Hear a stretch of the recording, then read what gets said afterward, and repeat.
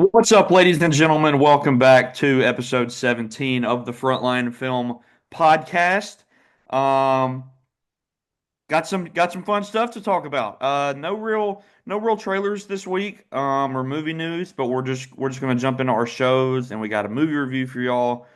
We saw The Accountant 2 this week. We both really enjoyed it, so we're gonna be talking about that, as well as obviously Andor premiered this past week. We're gonna talk about those first three episodes and talk about the studio as well. We have not watched Last of Us yet. We're bad. We apologize, but we'll definitely get to it probably tomorrow. So, yeah, no real trailers or news or anything this week, but movies are back. I think You're movies are back. officially back. And do you Yeah. want to tell everyone why? Yeah, man. This was since Sinners and since Minecraft really came out, it feels like that people were going back to the theaters, not just for the a lot was for the Minecraft movie. Like it's getting to that billion mark, which we're hoping it gets to very soon. And of course, Sinners comes out, and everybody reads the reviews, and everybody wants to go see it. Like so, people are going to see Sinners. And this weekend, which we're going to talk about later, was the 20th anniversary of Revenge of the Sith. A lot of people's favorite Star Wars. People were going to see that as well. So, I mean, was it three movies? Three movies domestically made over $40 million Four. dollars. Four. Four movies this week made domestically over $40 million. So people 20. are No, no, no, no. Over $20 million. $20 million. Sorry.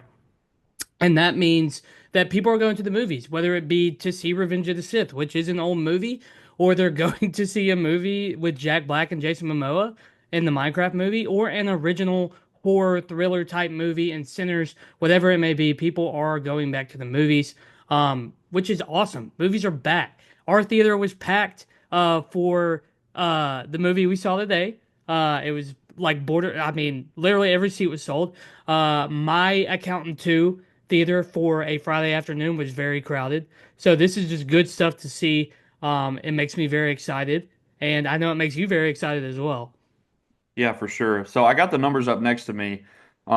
It's the first weekend in almost 2 years that four films have made over $20 million. So Sinners made 45 mil, which was only a 6% drop in last week when it came out, which is Unbelievable. like that's not heard of like at all. Even with the biggest movies like even the Minecraft movie or movie like Marvel movies, Star Wars movies, that doesn't happen like Yep. ever. It almost made the same amount in its second weekend, Yep. which is unreal for an R-rated original, Yeah. you know, blockbuster. That's just ridiculous. So Sinners made 45 mil. A movie that's been out for 25 years, Star Wars Revenge of the Sith, made 25 million. It came in at number two on the weekend. It's insane. Like you said, it's a lot of people's favorite. It's my personal favorite. I know it's your brother's favorite. Um, I mean, it was unreal. We saw it with a completely packed theater Yeah. at 3 o'clock on a Sunday afternoon, and Mm-hmm. every other showing today that we looked Sold at was out. sold out. We're seeing videos on Twitter of people lightsaber battling in the theaters and stuff. It's crazy. The Accountant 2, which we're going to review later, obviously, made 24.5 million, which is really solid Yeah. for a smaller like thriller movie like that. It made almost the same exact amount as the first movie I saw when the first one came out 7 or 8 years ago. So Yep. very cool there. And then of course the Minecraft movie is still rolling. It made about 23 million. So really good big weekend for movies. Sinners is still killing it, but it's so freaking cool to see a re-release making 25 to 30 million dollars Mm-hmm. 20 years after it's come out. That's just crazy. So, we just wanted to say that we are very glad that movies are back. It is very refreshing to be able to go to a theater and it be completely packed. And I know this summer is just like we're in the thick of it. We're about to be in the thick of it. Yeah. Really since Minecraft came out, it's just nonstop until like August. So. Very promising. It's so cool that people are going back to the movies, and it's hilarious that all of this happened the same week that the Netflix CEO had that quote, basically saying like people would rather watch movies at home. Yeah. Shut No, up.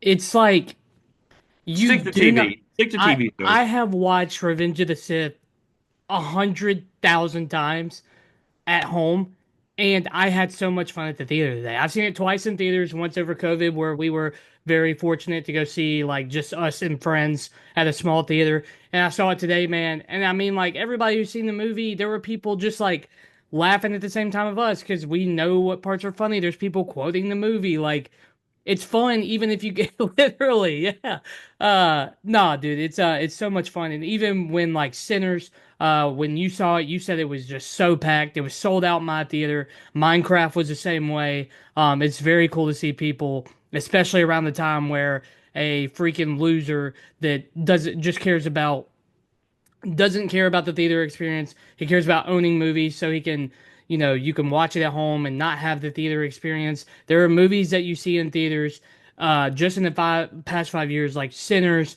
the Minecraft movie, Oppenheimer, Barbie, Dune Part 2. The list goes on and on in just the 5 past years that you see in a theater, you don't get that same experience at home. And the people that are taking their kids to the theaters, y'all are awesome because I know that y'all, it's a lot to take a kid to the theater. You don't know if they're going to like it, especially if it's very early, their first time, and they might not sit still or whatever, And whatever. it's a lot of money. And it's a lot of money. Yeah, the theaters are expensive, but y'all taking your kids to the theater and every kid that you've been with, every kid that I've seen in the theater has been well behaved and enjoyed the movies as well. It's so fun, dude, especially when you're a kid. That's a first time experience. It's awesome. And I love seeing the theaters packed, people laughing out loud, people gasping, people cheering.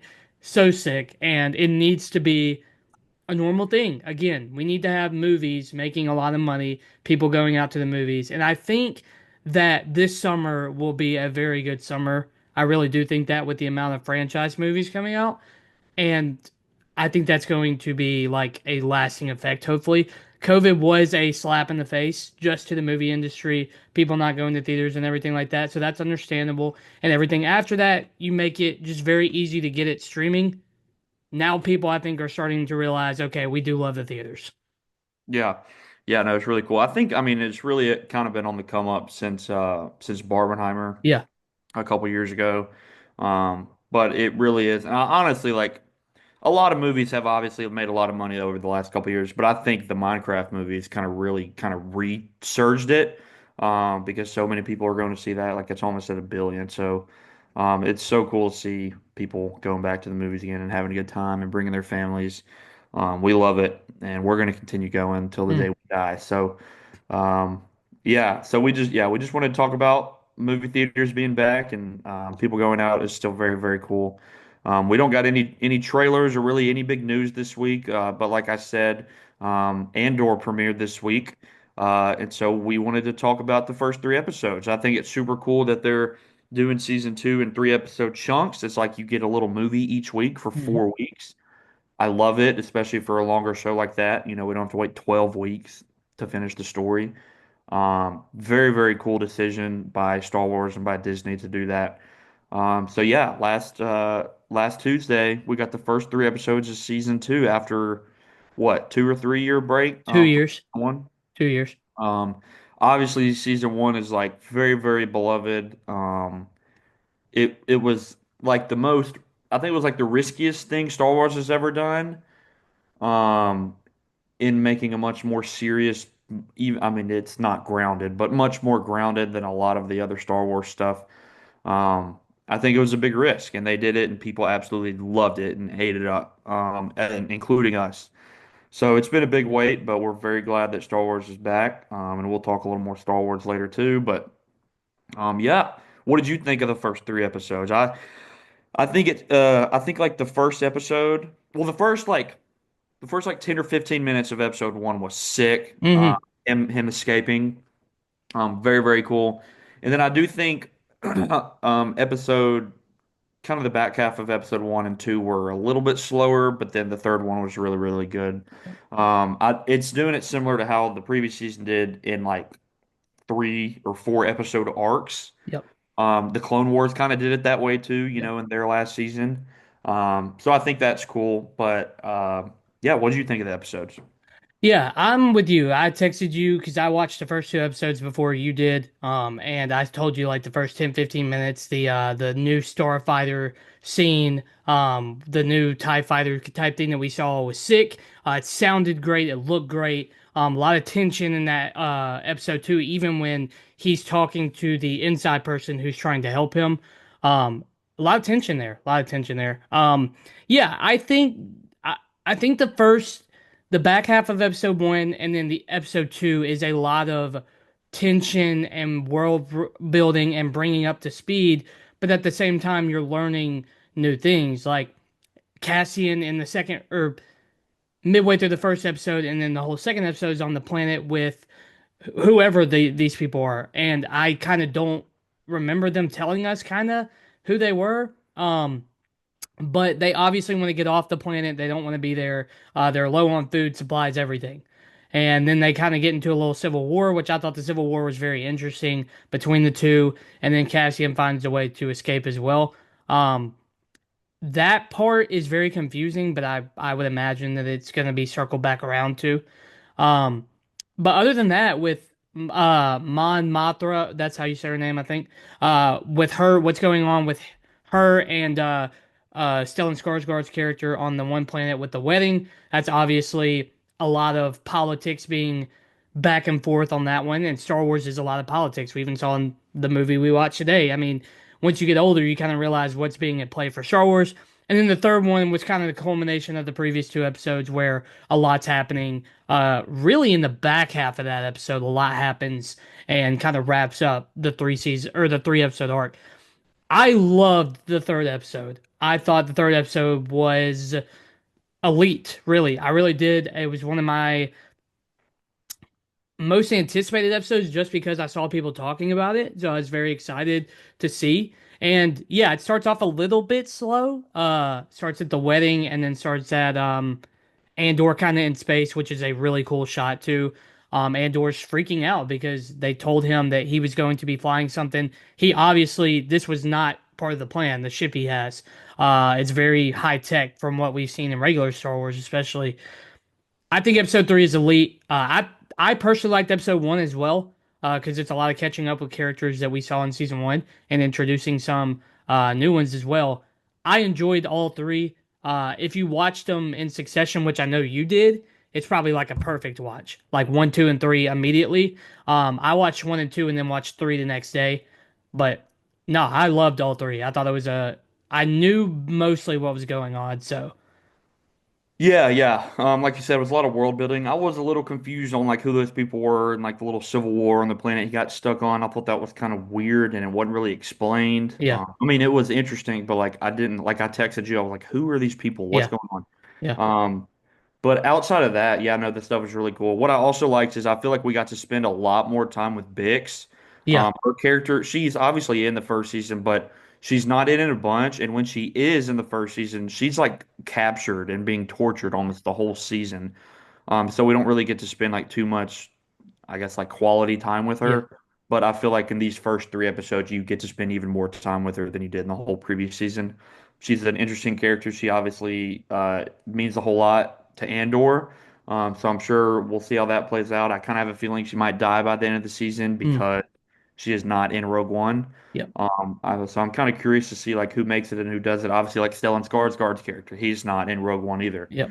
Um, it'll be interesting to see like who makes it and what people from Rogue One make appearances because I Right. know we see some. I know that droid, what was it, K2SO, Yeah, I think you're right. um, and I think a couple other people have been confirmed. But yeah, no, like we said last week, we Star Wars we do think belongs on the big screen, but this is a great like you know it, and what's the word? It like quenches our thirst Oh yeah, yeah. for a little bit. I know we're not getting a new movie until next year, but Andor's like the perfect thing that they can do Mm-hmm. for TV. It's a very high quality, serious show, clearly not meant or aimed for kids. Mm-mm. There's a lot more serious themes and elements and stuff going on. I mean, they literally deal with like sexual assault Yes. in the third episode, which I think was done really well. Just kind of show further show how just evil and messed up the Yeah. Empire is, even on Yeah. like a basic human level like Yeah.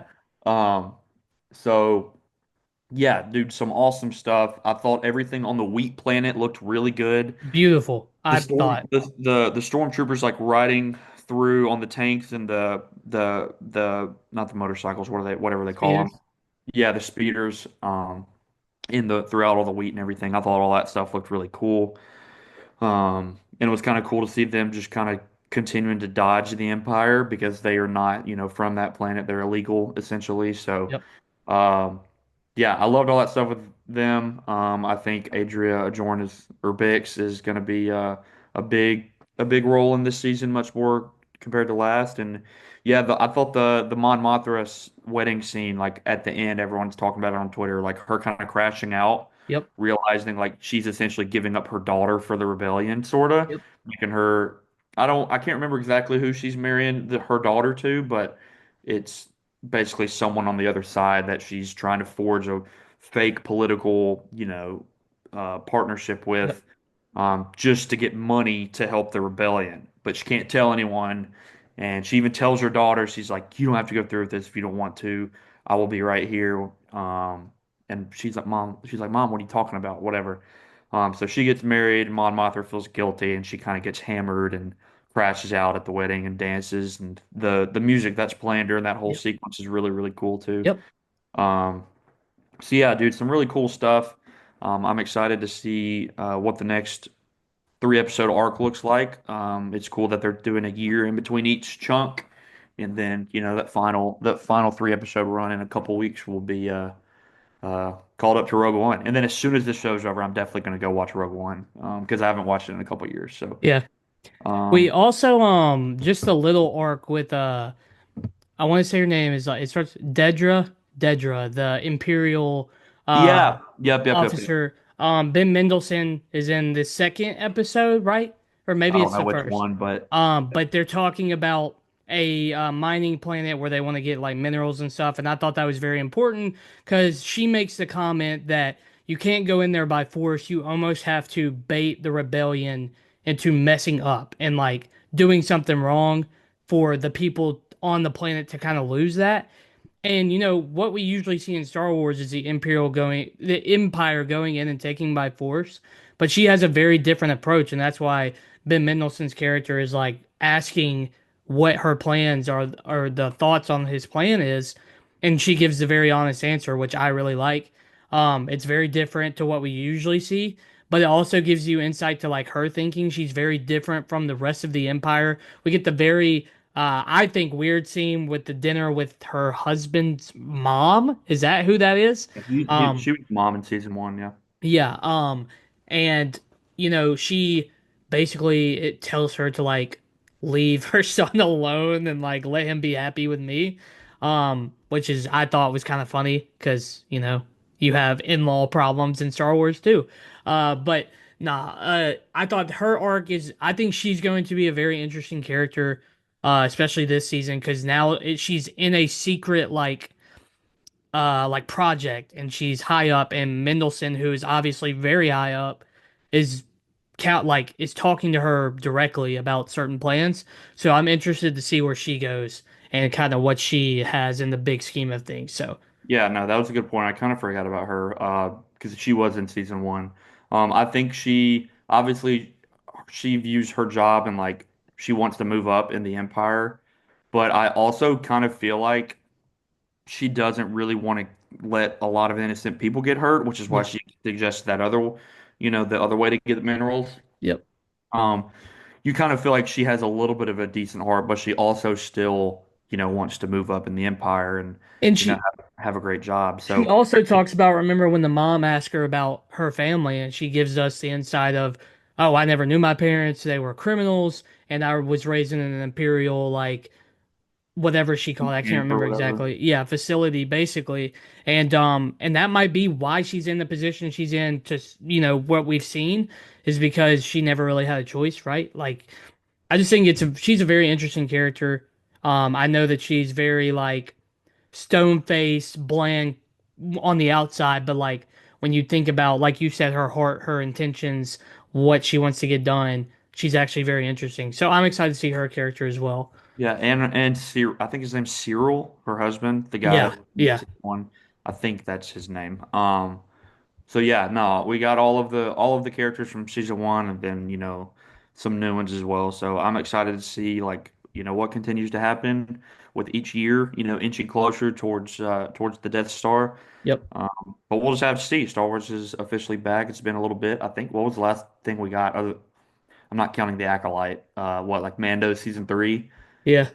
I think that was like 2 years ago. So we're very glad to have some Star Wars back to tide us over until Mando and Grogu comes out next year. So very stoked Andor's back. Solid 3 episodes. Everybody go check it out. Hmm. I'll probably hear like I'm probably gonna have re-binged season one by the time this whole show's out because I kind of forgot some stuff. I want to go back and watch it, get refreshed, but it also just want to watch it because it's so good.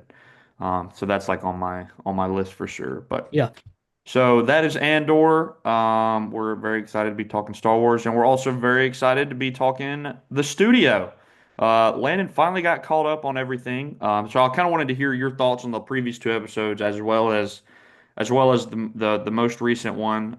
We can both talk about, but yeah, now that you're finally caught up, did you like the ones that I missed? It was like the ones that you missed. It was the mystery one with the Hmm. missing reel and the war, Yeah. um, the whole fight between Sal and Quinn. Yeah. So, what did you think of those? Oh yeah, no, the Noir one was very funny. And you made the comment where they talk to themselves, but then the other person hears them, and it's like, oh, my therapist said this would help. I thought that was great. Zac Efron was hilarious in the the little scenes he was in.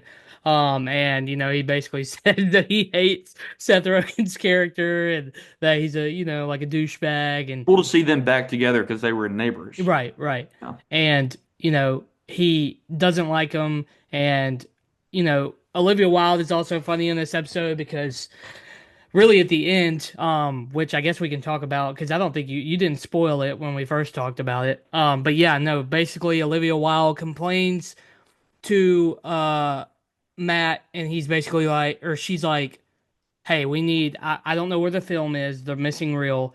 It's the last one, and if we don't find it, we're gonna have to reshoot, which Matt doesn't want to do. A lot of money, right? So by the end, you find out that Olivia Wilde had stolen it because she loved her cameo so much that she wanted to keep it for herself. That's the reason that she said. And Matt's like, "You're crazy. Give me the reel back," obviously.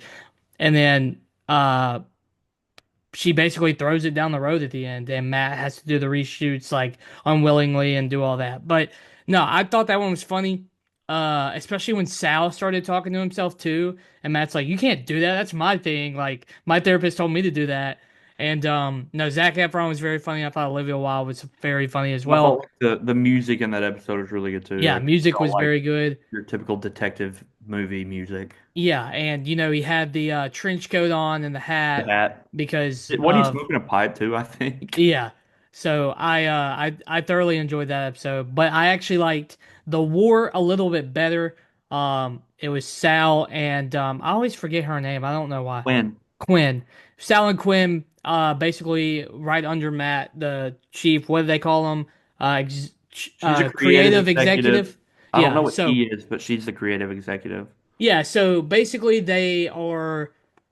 Matt basically tells him that he has a new movie called Wink, which is basically a copy of Smile, and Smile 2, but they each want different directors.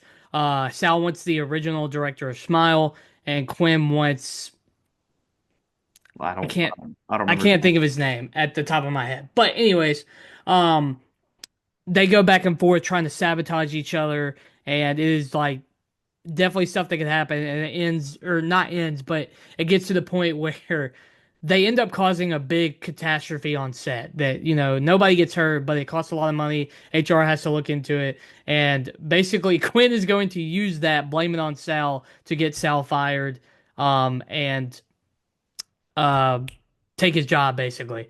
And Sal basically breaks down, starts crying, and Quinn starts crying too and says, "You're not giving me my satisfaction of, ruining your career." And then finally they decided on a couple of like things, including Quinn getting Sal's parking spot, which I thought was pretty funny.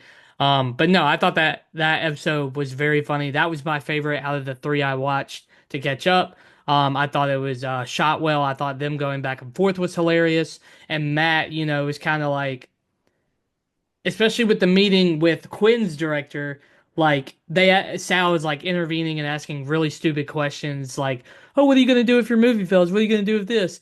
And Quinn's like mad. Obviously, the director walks out, and Matt's like, "Yeah, he didn't have it anyways. I would, let's just go with Sal's pick." And he like doesn't care in the grand scheme of things. I don't think. But yeah, no, I thought that episode was very, very funny. Um and then yeah, this one was basically Matt having a girlfriend that was a child cancer doctor or what's it called? The Pediatric pediatric oncology. oncologist was the name of the episode. And at the beginning of the episode, like, he brings her coffee and they're watching a movie in bed and he's very laid back, type of Seth Rogen, like his attitude is very laid back, nonchalant, stuff like that, as opposed to the girlfriend's like friend group is very like tense, not as laid back and stuff like that. And I'm trying to like think of the best way to describe this episode, but basically Johnny Knoxville comes with a trailer and it's called the apocalypse, right? And they show him a trailer, and it's basically like zombies like farting on or Diarrhea. diarrhea, having diarrhea on other people to get them to turn to zombies. It's Johnny Knoxville and Josh Hutcherson, which Josh Hutcherson literally 10 seconds in this episode. That's it. And then Johnny Knoxville makes a comment that like, oh, just remember that in the trailer and like this whole movie is basically like the making people aware of spreading medical disinformation. That is what he says in the show. So the his girlfriend invites him to like a clinic or a cancer auction. All the proceeds will go to the like cancer research. So throughout the night, like he's meeting all her friends, and they're just kind of making fun of him subtly at first, and then more so as the night goes on of what he's doing. His job's not serious. Like you're not really doing anything to help people. You're just kind of in the arts. It's not important. But Seth Rogen, obviously being the person that he is, thinks it's an art and thinks it's like bettering people's lives, and he can use it. Like he even uses the comment like when people are in the hospital for cancer, there are screens there to help, like, make them feel better. And he thinks he's doing a good job there. Um, and basically at the end, a lot of there's just so much that happened. You could like go into it, but basically by the end, like he's being very obnoxious about what he's saying. Like he's trying to prove that making movies is very, very like important. And then finally, he just like makes all of them mad. He like buys a vacation that the other guys were trying to get $200,000, and he said he'll only give it back, or yeah, he'll only give them the golf vacation for free if he says that if the two like other doctors say that his job is as important as their job, and they're like, that's what this is about, like the whole time. And they basically don't do it. He ends up breaking his pinky as he falls down, like going in the main room. And by that point, like he's in the hospital or like on the gurney going into the ambulance. All the doctors are all looking at him. He takes the oxygen mask off and she's like, I don't remember what she said, but I know he says, well, there will be a screen waiting for me when I get to the hospital. Puts the mask back on and gets back in. I thought it was very funny at the end. This wasn't my favorite episode, but I know you said you really enjoyed it. Yeah, no, I really enjoyed this one. Just basically because it tackles like the point that non-movie fans say like movies aren't important and movie making isn't important. Um, Obviously, like putting it up against pediatric oncology, that's a little different. That's definitely obviously more important. But he's just trying to prove to them that because that all they're doing is talking about their jobs and their patients that they've been taking care of and the lives they've saved and all the money they're making. They're kind of like rich, stuck-up doctors. Um, Even if they are, helping kids, they're being assholes about it essentially. Yeah. Um, and they're basically when they're like, oh, you work at the movie studio, right? That's cute. Um, and he's just trying to like convey to them how his job is also very important. Not even necessarily saying it's more important, but he's Yeah. just saying like, you know, my job impacts a whole lot of people too, just in a different way. And yeah, I thought that was very cool. Um, he was like, what's in literally every single room in the hospital? A screen for people to watch in the hospital when they're sick or not feeling good or recovering from surgery. There's a TV in every single room. And you know who makes the content? He's like me. You know, I help make that stuff. And maybe he does come across as a little bit of a douchebag. Like he starts going over the top a little bit and being obnoxious, but the doctors were being dicks too. Yeah. So I just think it's cool this episode, and I've seen a lot of people on film Twitter like talking about how much they liked it because it really did tackle that question of like, you know, is filmmaking, super important nowadays. They're like, kind of how we talked about earlier. They're like, oh, you can just watch it at home, blah blah blah blah. And he's like, no, I'm making Yeah. movies for the big screen. It's an art. It's an art that helps people and makes people feel better, which is, something I relate to. Um, so yeah, but still being funny, but Seth Rogen being an idiot, all mixed in with Johnny Knoxville and diarrhea jokes and all kinds of stuff mixed in, just makes this show great. Each episode is completely different, which I love. None of them have one coherent story or like one like threading story. They're all different.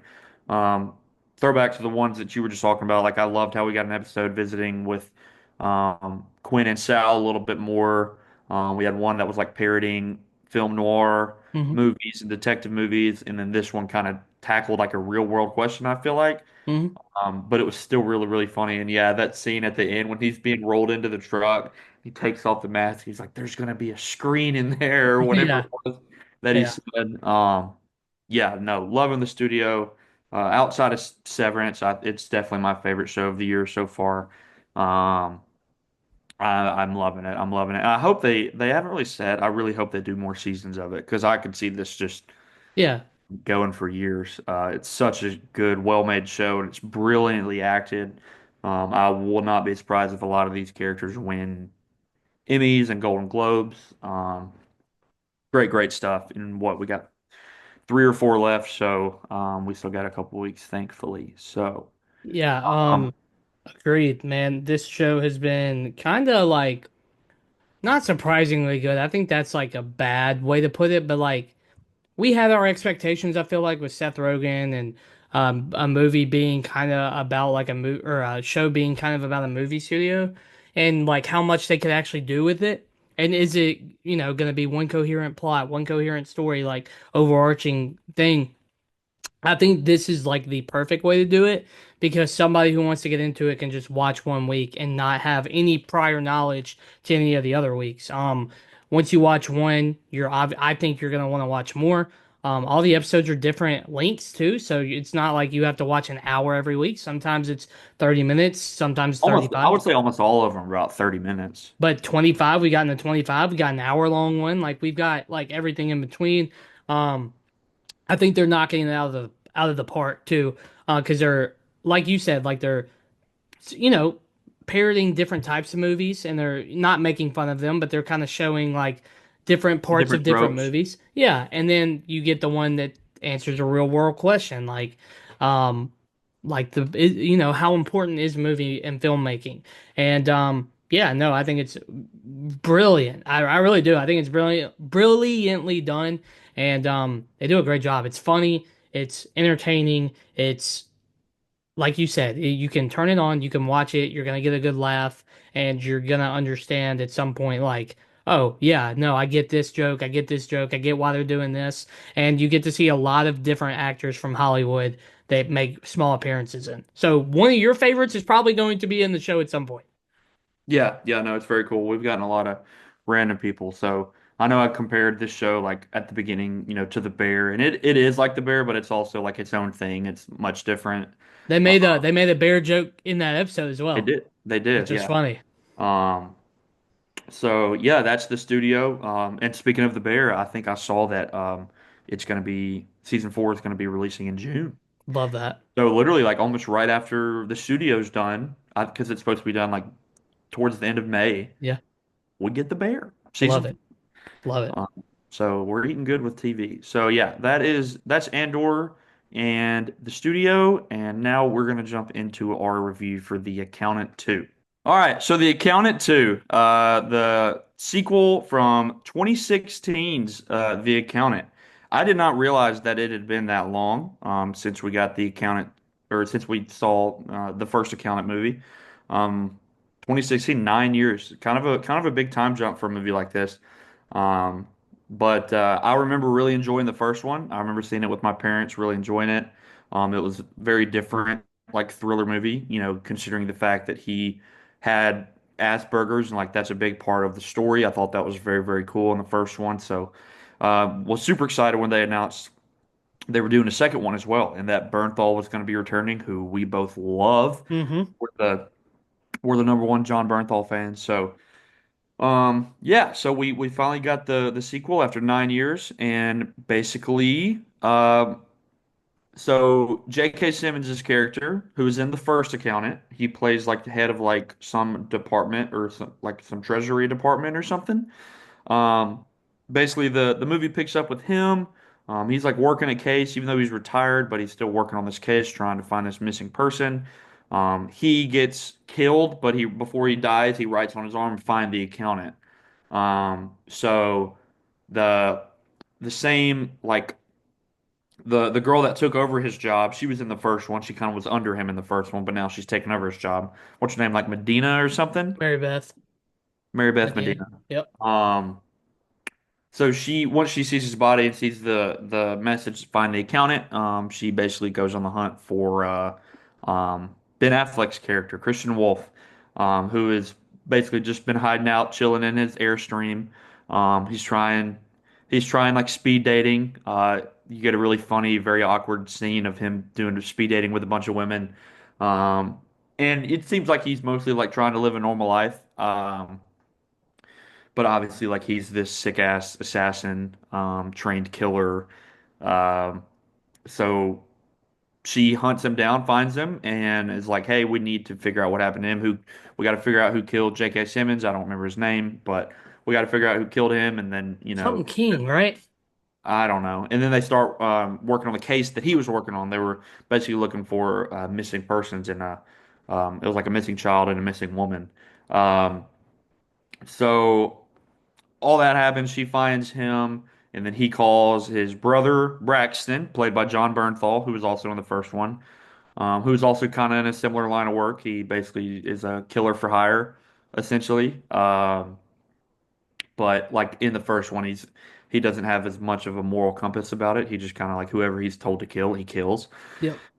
Um, so Ben Affleck contacts him. He's like, "Hey, I need this help with this case. Can you be in LA?" So Bernthal comes over to LA, and this whole mystery unfolds, and they try to figure out who killed J.K. Simmons and try to find these the missing woman and the missing child. So really cool, simple premise. It picks up, right, not right where the first one left off, but I mean you feel like you're not too far removed from the characters. You still remember everything about the first one. It's not like, super crazy lore that you have to remember from the first one to go watch this one. You could probably see this movie without having seen the first one, Yeah. and still really enjoy it, which was really cool. Um, so yeah, that is the account too. And like I said, at the very beginning of the podcast, we both very much enjoyed it. I saw it well, I think we both saw it on Friday afternoon in different theaters, and both of our theaters were packed. I literally went to like a 3 o'clock showing, and it was packed. I went to one. Yeah. So So yeah, I mean, I think people are mostly going to this movie because people love Ben Affleck and John yeah. Bernthal. But the accountant is a really cool, interesting, unique character. We have thrillers that come out every single week on streaming services and the movies and movies that don't even make it to the movie theater. Um, but this one sets itself apart, and I thought it always, had back in the day when the first one came out. It's just very different, and I think it's super cool that that Ben Affleck's able to play this character with autism really well, but he still has this crazy skill set where he can just slaughter people. Very cool concept. So yeah, no, we both enjoyed it. Let me hear your thoughts. Yeah. I wanted to rewatch the first one before I watched the second one, but now that you said like you made a great point. I don't think you had to see the first one to see this one. I think you could have kind of had just as much fun as people who saw the first one. if you didn't see the first one. This one, like you said, kind of brings you up to speed for the most part of like not, I mean, nothing really. Besides the characters, I mean, you kind of know the basic premise of the movie. You know, unless you wanted more of a deep dive on uh Ben Affleck's character, I think for the most part you could just see this movie and be just fine. Um, I personally enjoyed this one more than the first one. Yes, I me too. thought this one with the addition of John Bernthal as Braxton having a bigger role in this one and actually seeing more of a communication and banter and relationship between them was hilarious. They are both um obviously Christian is more of the um I just lost my train of thought. Oh, is Introverted. yeah, he's the main character obviously, and like he has like you said, Asperger's very smart, very good with numbers. Notices patterns. That was like a big thing in this movie was patterns. And then John Bernthal is a wacky, kill hungry, not much of a moral compass at all, but hilarious as well. But they just have such a good chemistry in this movie that they really do feel like they could be brothers. They really do feel like they say the right things at the right times. They obviously have chemistry outside of the movie. This movie made me laugh out loud multiple times. My theater was laughing out loud multiple times. And really, it's really the subtle comments from Ben Affleck's character that you're And like, Bernthal. But yeah, both of yeah. them. Well, it's really the subtle, like when John Bernthal says something, and he responds like just very short, very funny, and it's like just like a backhanded comment, and you just laugh. I thought the scene with him dancing because he's noticing the patterns and he's counting in his head. I thought that was a very cool scene, but at the same time, very feel good. And then it gets hilarious at the end when they just beat the crap out of those two guys. And Christian's like leaning in, he's like, "I want you, just go ahead and hit me. Just go ahead and hit me." But no, I really enjoyed it. I thought this was a better, more of a fun movie compared to the first one. Um, I think you may have said it on the podcast, or we talked about it earlier, that the first one is more serious. It really is. This one is definitely more funny, more fun. And well, I'll talk about some things I didn't like when I give my rating, but like for the most part, I had a great time with this movie. I thought the dialogue was great. I thought the story was fun, and I thought the chemistry was like unmatched between Affleck and Bernthal. Yeah, yeah. And then the last like action sequence with both of them was really really solid when they went to go, rescue that kid. Um yeah, no, dude, their back and forth banter was just so good. Because you only get them literally in the last scene of the first movie together. Hmm. So you get them like most of this movie they're together. So seeing their like back and forth and how they communicate and how Bernthal's, crazy character it interacts with his autistic brother and just kind of seeing that dynamic and the way they communicate with each other is very, very funny. They, like you said, you literally I feel like Ben Affleck and John Berthal could be brothers. They have great, great chemistry here.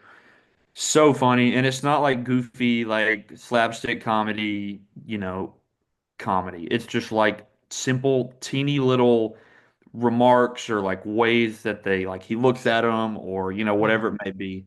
But it is really, really funny. And I texted you after the movie. I said, uh, Ben Affleck line dancing to Copperhead Road isn't something I knew I needed.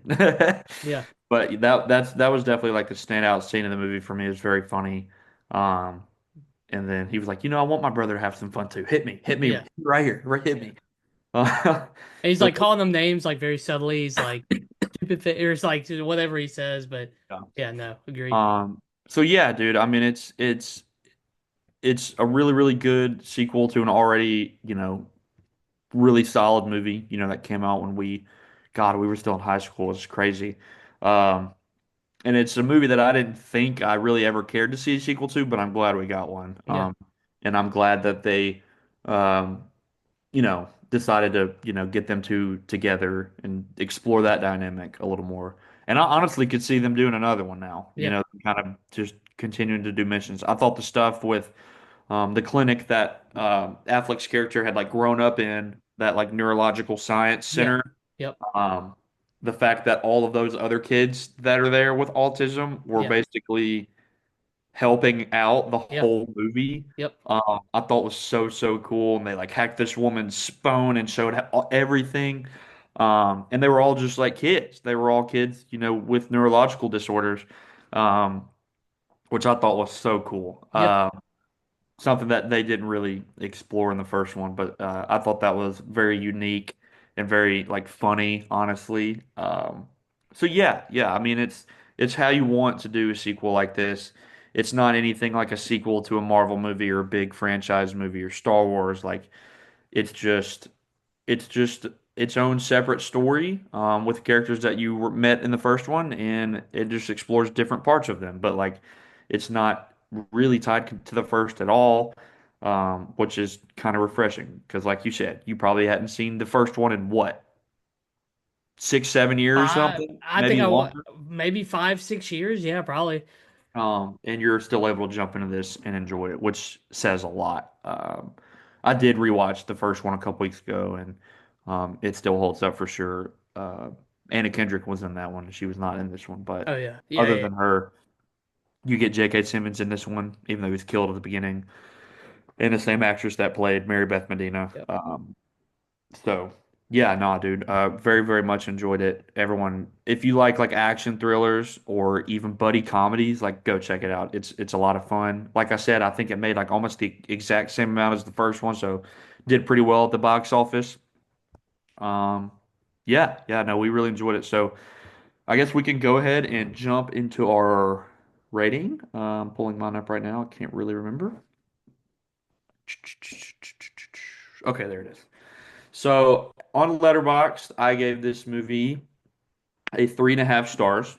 Um, but I gave it like the highest rating a 3.5 star movie could get. I gave it a 7.4. Nice. Tied same score as Den of Thieves. I think it's a very similar because Den of Thieves is also a sequel from a movie that came out a while ago. Um, so kind of similar vibes, I got from both of these movies, but they were both like really solid sequels. So I gave it a 7.4, which is, like just point one away from being a 4 star. It very much fell in the same vein as me as Den of Thieves. I think I put it right under Den of Thieves just because I love the high scene in Den of Thieves so much. Mhm. But it still is currently in my top 10 of the year. Um, Nice. 3.5 stars, 7.4. What did you think? What did you give it?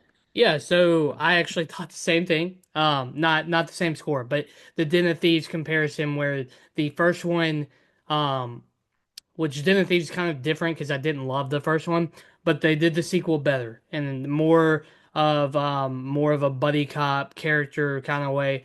I also gave this 3.5 stars on Letterboxd. I'm a little bit under you. I gave it a 7.1.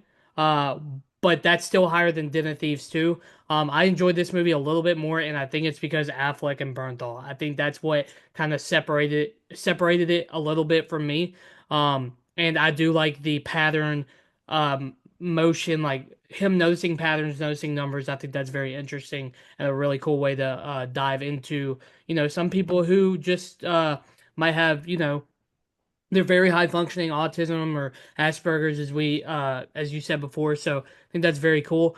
Yeah, my only complaint really from this movie was kind of the twist, not really a twist, but kind of like the reveal of the really like highly skilled lady killer person that ended up being the mom that went missing after the car accident and got a face restructured and noticed patterns and became like violent. Didn't really care for that, really. I don't even Personally, remember I don't even really remember what happened to her at the end. Was she she killed? no, she went to go kill the dude that like killed her husband. I don't Remember? remember. And I honestly Oh, don't. I well, at know the they end, saved the basically, kid. she like Did she ever get reunited with the kid?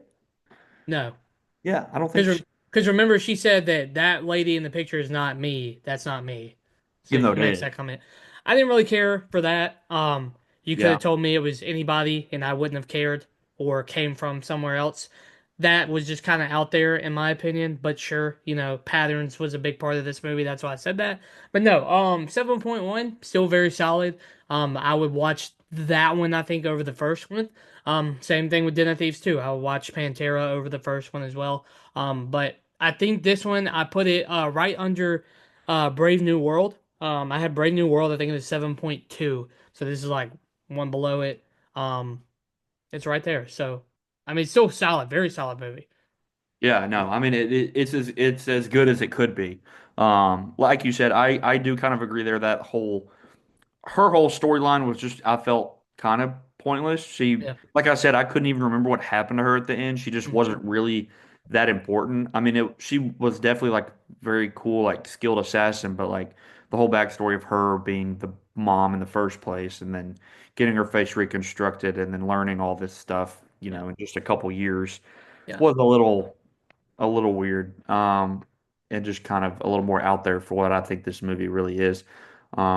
I think they could have just went with the route of like, oh, this kid's missing, we need to rescue him. Yeah.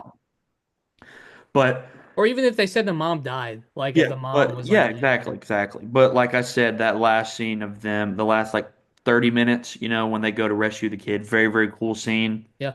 And then these people are trying to kill all these kids, and I was literally like getting a little on the edge of my seat because they were about to they put all the kids in the hole that they dug, Yeah. Yeah. about to slaughter them before Ben Affleck and Bernthal pulled up. So yeah, man, I think like I said, it's as good as it like could. It's as good as like this kind of genre of movie can be. Hmm. It's got a lot of good laughs. It's got a couple good action sequences. That whole side story about the mom and her face being reconstructed, I don't think was necessarily needed. And I think this movie was maybe about 15, 20 minutes too long for the kind of movie it is. When I see a thriller, I want like an hour and a half, hour 45 max. And this movie was a little clocked in at a little over 2 hours, which I love a good long movie. Don't get me wrong. I'm pumped for a 3 hour Mission Impossible movie in a couple weeks, but a movie like this, like you don't need to go that crazy. Yeah. Yeah, I mean 7.4, like borderline a 5 star or 5 star, borderline a 4 star movie. Um, I just had it just the same ranking I gave Den of Thieves, but I did put it under because Den of Thieves, I just thought that whole heist sequence was just sick. Um, they actually just recently put that on Netflix. I might go rewatch it, Yeah. just because of the heist scene. But yeah, it's like I said, I gave it the same rating. It's very similar vibes movie for a long-awaited sequel that you didn't really think you would ever get, but then you get it, and it's like, whoa, this one's actually kind of better than the first one. Yeah. So, Yeah. yeah, safe to say we both enjoyed it. I think critics and audiences are enjoying it. It's nothing crazy. It's just a fun action thriller mystery, with some comedy with Ben Affleck and John Bernthal, who Correct. is Yep.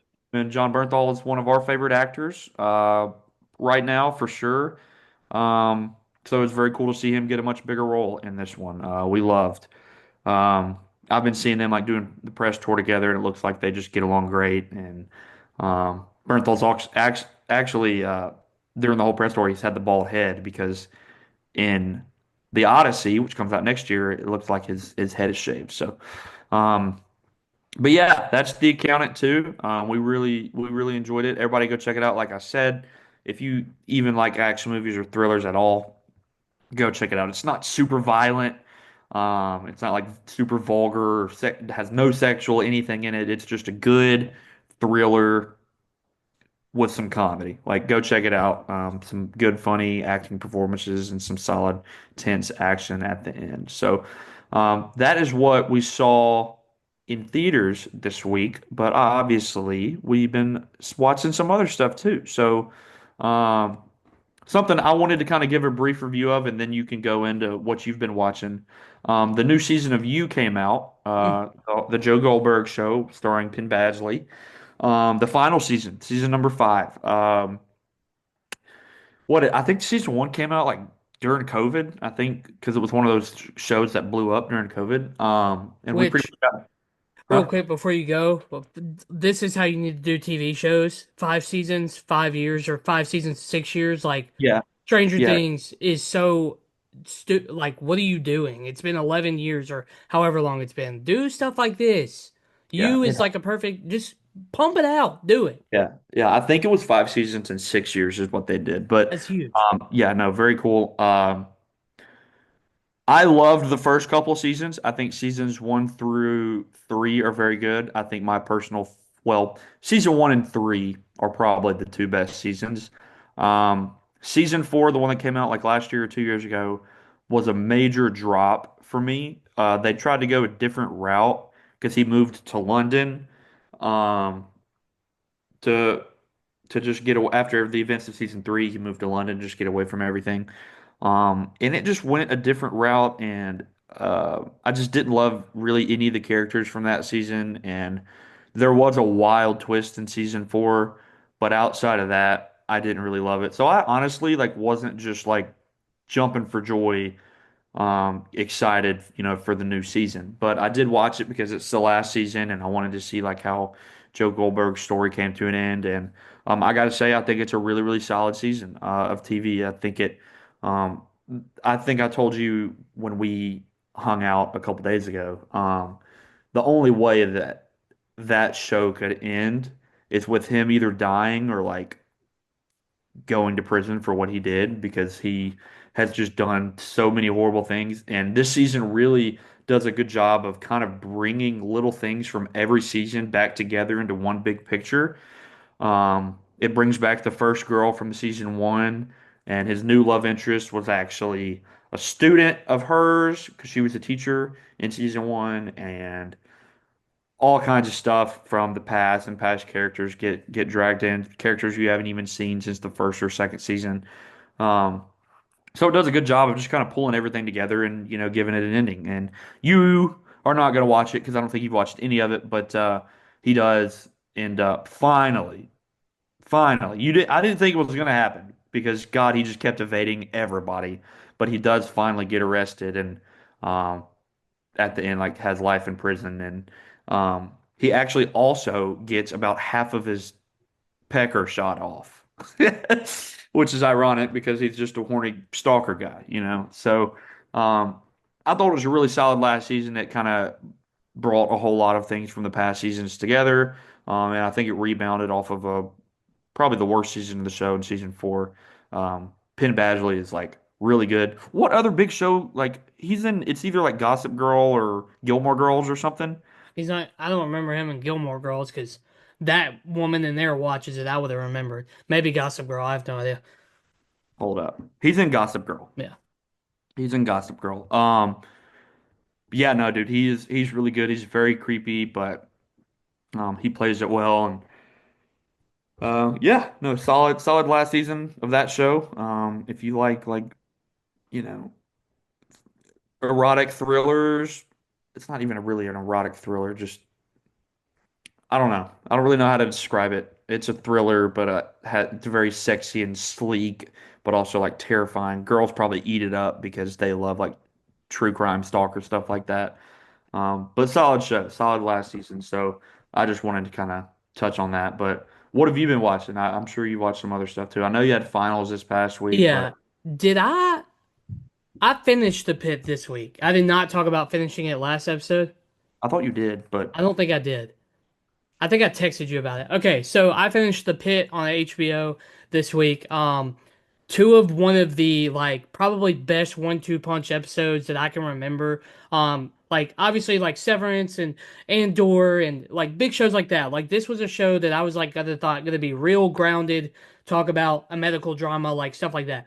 A lot of medical dramas suck because they just take too much into account in the personal lives. I don't care. This one does not. It is real. It goes hour by hour. I said that in the last episode.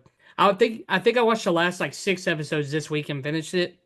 Dude, there are 2 episodes that are incredible. There's a big like mass casualty event that happens, and they are just flooded. You're bouncing around from doctor to doctor, saving lives, and they can't save everybody. The guy that plays Robbie, the main doctor, Dr. Rabinovich, he is outstanding. I would not be shocked if there's an Emmy nomination for him. He literally steals the show in 2 episodes. Just a guy who has been basically like he's been through grief, he's been through loss. He has one of like the greatest like little like I'm gonna say anxiety attacks that I've ever seen like in an episode like of television. He's outstanding. Everybody's likable in this show. All the doctors are likable. They're real. And you see a lot of injuries. Like, there's not always these crazy injuries that are happening. It is like, a gunshot wound or a car accident or something, nothing too crazy like the other medical dramas. So I like that it's, real grounded. If that's what an ER is like, kudos to anybody who works in the ER. You are amazing, and thank you, because I could not do it. And I know a lot of other people couldn't do it. So no, The Pit was amazing. It's one of my favorite seasons of television I've watched this year. I think I've logged 10 seasons that have come out this year of different television shows. So yeah, no, it's up there. Then been watching the Mission Impossible, is getting ready for the final one with Tom Cruise. Like I said, and I think Cole said on this podcast, I've watched up to the fourth one, which is Ghost Protocol. Um, and I stopped there. Don't the first three are fine. I mean, they're nothing too crazy. The fourth one is probably my favorite of the first four, but Cole said, after four, like it just gets like crazy from there. I watched both of them with Cole. Watched Rogue Nation, the fifth one, and Fallout, the sixth one.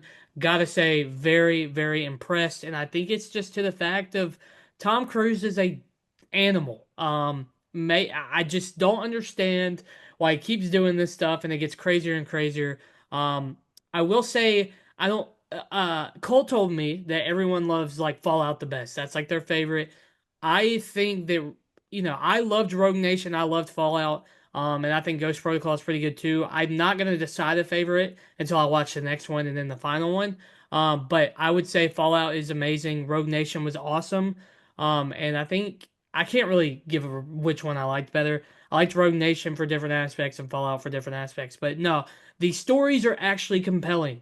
I think we should like that credit should be, deserved, because the stories could be, just action, and the stories don't matter, but there's actually stuff that you have to think about, goes on and on and on. There's a lot of twists, and I just think it's very impressive. But yeah, I will be watching Dead Reckoning this week probably, and then, get ready for Mission Stitch, in a couple weeks. Um, Anything else that I have watched this week? Not that I can remember off the top of my head, but no, those are new. Never seen those two Mission Impossibles, and then finished the pit. So I think Paradise should be starting this week. I'm on my break, so, and I have a flight that I can watch them on as well. Yeah, no, Paradise is really good. I think I told you last week my parents finished it and loved it. So yeah, like you said, we watched. I finally got you to watch some of the new Mission Impossibles to get you ready for the new one. I know I mentioned last week I watched the first four episodes of Black Mirror. I actually watched the last two, Nice. which were definitely the best two of the show. Eulogy was episode five with Paul Giamatti. It's been a lot of people's favorites. A lot of people on social media and TikTok have been talking about it. That's the one where Paul Giamatti is basically like able to step into photographs and kind of relive it, sort of. That one's really good, much more emotional and like honestly pretty sad than most other Black Mirror stuff. But really, really good, solid performance from Giamatti in that one. And then the sequel to the USS Callister, which is like one of everybody's favorites. It's one of my favorites of the whole show. I think it's like in season three or four. Um, but you got the sequel episode to that, and it's the first time Black Mirror had ever done another episode about the same thing because Hmm. it's an anthology series. Everything's different. Yep. But they did a direct sequel to the USS Callister episode, and I loved it. I think it was 100% the best of the season. It was literally like a movie. It was an hour and a half long. Um, so if you pair the previous USS Callister episode with the new one, it's like 2 hours and 45 minutes. And it's like Amazing. very, very solid visual effects and like sci-fi, elements and things like that. Very solid, very, very good episode of TV. One of my favorite episodes of TV of the year, the sequel episode to USS Callister. So I know you've watched some of Black Mirror. I know you haven't gotten to the Yeah, I've most actually recent. watched a lot of Black Mirror. I don't think I watched the season before this. And then I've not watched this season. I might give this season a go check it out. I don't even know if you what I would really recommend the first four episodes of the season, but the Paul Giamatti one. But if you have seen the first USS Callister one, like watch this one. It Yep. is so good. It brings back Jesse Plemons as well, who died in the first one, but it brings him back and he plays another different role in this one. Um, Very, very solid. I really, really enjoyed it. I think it was one of the best episodes of Black Mirror for sure. Nice. So I finished that. You already said Mission Impossibles, and it's something you didn't mention that you watched is we actually today went to the rewatch or the re-release for Star Wars Episode 3, Revenge of the Sith. I don't even know if I've said on here before, but Revenge of the Sith is my number one favorite. I got the shirt on right now with the favorite quote. If you know, you know. I know your favorite is Empire, which I can't get mad at. A lot of people, I would say that's probably most people's favorite. It's some people's like number one movie of all time. Um, but Revenge of the Sith is, I think, since I've watched all of them, has always been my favorite. It is actually, I don't know if I've told you this or not. It's one of the first movies it might be the first movie I ever remember watching in theaters. Oh, Obviously, I'd seen movies before that when I was young, but it came out when I was 5. I remember going to see this with my dad and my brother. It's literally one of the first movies I ever remember seeing, which is very cool. To kind of circle back 20 years later, um, to just watching it again on the big screen. Like you said, we watched it on the big screen during COVID, but it was an empty theater, and it was just like it was basically a friend's theater that was letting us use it during COVID because there was nothing to do. But getting to see it in a real theater today with popcorn and everything and a completely packed audience. Very, very cool. yeah. Yeah, no, I think yeah, Star Wars is going to be something that's dear to my heart. The reason I don't know if I've said it on this podcast, the reason Empire Strikes Back is my favorite is the movie that got me into movies. Is the reason I started watching movies. That was the first Star Wars I ever seen. Revenge of the Sith was very, very shortly after, and I mean, it's just we literally talked about it today. Like, it's one of the only movies that I watch, and I'm like, this time's different. He's not going to go down the dark side this time. It's going to be different. But no, I've seen all of that on Twitter. I love that it is killing it at the box office for a movie that everyone like. If you like Star Wars, especially, like you're probably going to see this movie. And it's just so cool to see people still loving it. They were quoting it. I could hear some people behind me. Me and you quoted it a couple times, and even still, like you're gonna find laughs. That there's some Yeah, dude, as many times as I've seen that movie, there's little things that I notice. And that's with any movie. yeah, There's a little things that I notice that I've never noticed before and make us laugh. yeah, yeah, and even there's some moments that you know are coming that you still like and that are funny. So no, it's just very cool to see that. I love seeing it in a packed theater. It was very different than the last time, and me and you have seen it 1,000 times at home, and it just that's when we talk about the theater experience is like even though a movie that I know exactly what is going to happen, we still love it at the movie theater. There's nothing you can't there's people dressing up as Jedi walking in the theater. Like you don't do that at home. That doesn't happen. So no, it was sick. I'm very glad we did that, and it was a very, very last minute thing too. So yeah. Yeah, no, very well. I got a phone call literally as I was waking up. He was like, "Hey, do you want to go see Revenge of the Sith?" I was like, yeah. Yeah. Come on." So yeah, no, very cool. I'm so glad people are showing out for that. That's huge. And like I said last week when we were talking about the Star Wars celebration, Star Wars is meant to be on the big screen. We love Absolutely. Andor, we love Mandalorian, we love Ahsoka, the Clone Wars. Star Wars is meant to be seen on the big screen. Yep. And I think this completely 100% proves that. Movie that's been out for 20 years was second at the box office this weekend. Yeah. Um, and it will probably still continue to make money because I Yep. think it's going to be in theaters for like a couple of weeks. Yep. I don't know if it's just a week or longer, but we'll see. So cool. It was very cool to see the Obi-Wan and Anakin's fight on Mustafar on the big screen again. Um, and it's crazy to me too how like I mean obviously some of the Star Wars stuff and CGI looks goofy, but a lot of the special effects, man, still look better than a lot of stuff we get today, which is crazy. It just shows how well that movie holds up. Definitely holds a special place in my heart. No, I And still think the fight on Mustafar looks amazing. I yeah, still do personally. no, dude, I agree with you, and it looks Yep. better than most stuff Yeah. that we get nowadays. Yeah, episodes 1 and 2, and there's parts of 3 where you're like, yikes, but there's parts of this movie where you're like, oh yeah, that's awesome. Yeah, yeah. So. That was very cool. That's everything we've been watching this week. Got a big week next week. But it's going to be a little bit of a different episode. Yeah. So next week we get the Thunderbolts, which we're both very, very excited for. Obviously, it's getting a ton of praise. The premieres this past week, everyone's loving it, saying it's.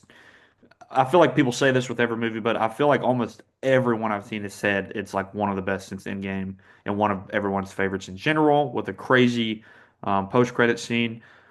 Um, so yeah, that comes out this week, but unfortunately, Landon will be out of town this weekend when it comes out. I'm going to So meet Senator Barnes, actually. oh, you're gonna go see Senator Yeah. Blunt, yeah, I'll be because in Washington, is he's what I'm going to saying. DC. He's going to DC. Yeah. Um, so we're gonna figure out really what to do about that, but we still are planning on getting an episode up next week. It might just be a solo review from me. But we're also gonna try to record before he goes out of town to talk Andor in the studio and Yeah. those Last of things Us. and news and trailers, Yeah. whatever. But yeah, I'll probably just do a solo review, shorter, but we'll stitch it into the pod, or we can There do will it, be a podcast next or week. we can just do a Thunderbolts review in a separate video, and I can Yeah. upload it there. But we'll figure it out. But yeah, that'll look a little different. But then yeah, what's the next week after that? We just got a lot of stuff. Final Destination coming out, and the Mission Stitch is soon. So Yeah. got a lot of cool stuff coming out. This is my last ever podcast in this house. I'll share some more news in next episode or the next. We're making a big, big, big move. I'm very excited to share with everyone. But yeah, yeah, 17 episodes in this house. Look, we did it. Look at us go.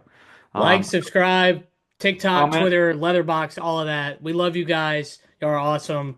Peace, boys. Peace. Hello there. Hello there.